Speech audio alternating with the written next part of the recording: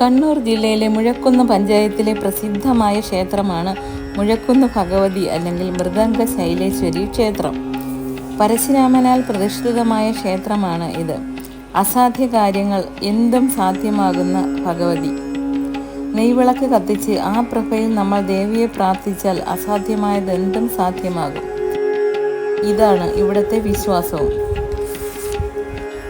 അറിവിൻ്റെ ദേവതയായ സരസ്വതിയായും സാമ്പത്തിക പരാധീനത അനുഭവിക്കുന്നവർക്ക് ലക്ഷ്മി ദേവിയായും ജീവിത ദുഃഖം കൊണ്ട് ബുദ്ധിമുട്ടുന്നവർക്ക് രക്ഷകയായ ദുർഗാദേവിയായും പല ഭാവത്തിൽ അനുഗ്രഹം ചൊരിയുന്ന അമ്മയാണ് ശ്രീ മൃദംഗ ശൈലേശ്വരി അമ്മ.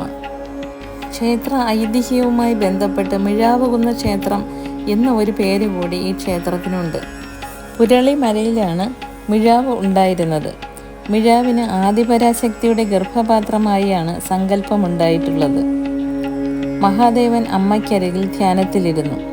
ഒരിക്കൽ മുത്തപ്പൻ തൻ്റെ സഞ്ചാരത്തിനിടയിൽ ആ ഭാഗത്തേക്ക് വരികയും മഹാദേവൻ അപ്പോഴേക്കും ഒരു പുറ്റായി മാറിയിരുന്നു. ഈ പുറ്റിന് ദിവ്യത്വം ഉണ്ടെന്ന് മനസ്സിലാക്കിയ മുത്തപ്പൻ പുറ്റ് പൊളിക്കുകയും അവിടെ ശിവസാന്നിധ്യം ഉണ്ടെന്ന് മനസ്സിലാക്കുകയും ചെയ്തു.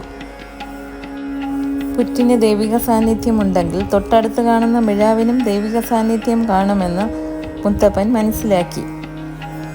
മഹാദേവ സാന്നിധ്യത്തെ ഉണർത്തിക്കഴിഞ്ഞ് ഇരുവരും കൂടി മിഴാവ് ഉരുട്ടി താഴേക്ക് വിട്ടു. മിഴാവ് ഉരുണ്ട് പുരളിമലയുടെ താഴത്തേക്ക് വീണു.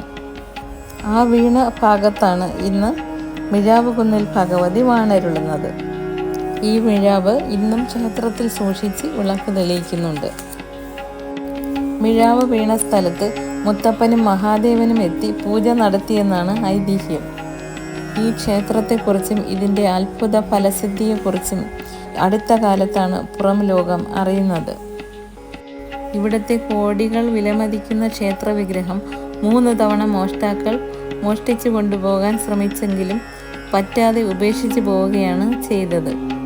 തൻ്റെ IPS ജീവിതത്തിനിടയിൽ സംഭവിച്ച ഈ കാര്യങ്ങൾ ഡോക്ടർ അലക്സാണ്ടർ ജേക്കബ് വെളിപ്പെടുത്തിയതോടെയാണ് ലോകം ഇക്കാര്യം അറിഞ്ഞു തുടങ്ങിയത്. കോട്ടയം രാജവംശത്തിൻ്റെയും പഴശ്ശിരാജാവിൻ്റെയും ഒക്കെ പരദേവതയായിരുന്നു ഈ ദേവി. പഴശ്ശിരാജാവ് യുദ്ധത്തിന് പോകും മുമ്പ് ഇവിടെ വന്ന് പ്രാർത്ഥിച്ചിരുന്നു. പോർക്കലി ദേവിയാണ് പഴശ്ശിരാജാവിന് സർവ്വധൈര്യവും പകർന്നു നൽകിയിരുന്നത്. ക്ഷേത്ര ഉപദൈവങ്ങളായി ധർമ്മശാസ്താവും നാഗദൈവങ്ങളും ഒക്കെയുണ്ട്. ക്ഷേത്രം പുനരുദ്ധാരണം നടക്കുന്നതിനാൽ ഉപദേവതമാരുടെ ഭാഗത്തൊന്നും പോകാനുള്ള പെർമിഷൻ ഉണ്ടായിരുന്നില്ല. അവിടെയൊക്കെ പണി നടക്കുന്നത് കാരണം അങ്ങോട്ടേക്ക് നടക്കാൻ വളരെ പ്രയാസമായിരുന്നു. ക്ഷേത്രത്തിൻ്റെ പുറകുഭാഗത്തായിട്ടാണ് പോർക്കലി ദേവിയുടെ സ്ഥാനം. ഇവിടെ പുനരുദ്ധാരണം നടക്കുന്നതിൽ അങ്ങോട്ടേക്ക് പോകാൻ സാധിച്ചില്ല. ഇവിടുത്തെ ക്ഷേത്രകുളത്തിനുമുണ്ട് കഥ പറയാൻ. കോട്ടയം തമ്പുരാൻ കഥകളി ചിട്ടപ്പെടുത്തിയത് ഇവിടുത്തെ ആലിൻ ചുവട്ടിലിരുന്നാണെന്നാണ് പറയുന്നത്. കഥകളിയുടെ സ്ത്രീവേഷം കോട്ടയം തമ്പുരാന് ചിട്ടപ്പെടുത്താനായില്ല.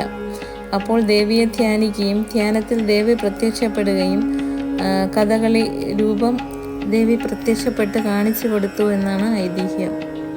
ക്ഷേത്രത്തിലെ ആൽമരത്തിൻ്റെ നിറം വെള്ളയാണെന്നുള്ളത് മറ്റൊരു അത്ഭുതവും. പണ്ടുകാലത്ത് ക്ഷേത്രത്തിന് വളരെ വരുമാനം കുറവായിരുന്നു. ദേവപ്രശ്നത്തിൽ പറഞ്ഞത് പ്രകാരം ക്ഷേത്രക്കുളം നവീകരിച്ചപ്പോഴേക്കും ക്ഷേത്രത്തിന് സർവ്വ ഐശ്വര്യങ്ങളും പ്രാപ്തമായി. എല്ലാവർക്കും ദേവിയുടെ അനുഗ്രഹം ഉണ്ടാകട്ടെ. വീഡിയോ ഇഷ്ടപ്പെട്ടാൽ ലൈക്ക് ചെയ്ത് സബ്സ്ക്രൈബും ചെയ്യണേ.